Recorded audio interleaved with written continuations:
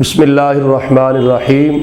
معزز محترم سامعین و ناظرین، آج عید الفطر کا مقدس اور مبارک دن ہے۔ یہ اہل اسلام کی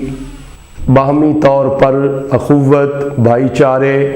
محبت اور رواداری کے اظہار کا دن ہے۔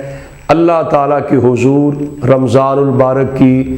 عبادات، رمضان المبارک کے معمولات کی توفیق ملنے پر اظہار تشکر کا دن ہے، اور آج کا دن جو عید الفطر کا دن ہے، یہ اجتماعی اور معاشرتی مسائل اور مشکلات میں گری امت مسلمہ کے حل کے لیے تجدید عہد کا دن ہے کہ پوری ملت اسلامیہ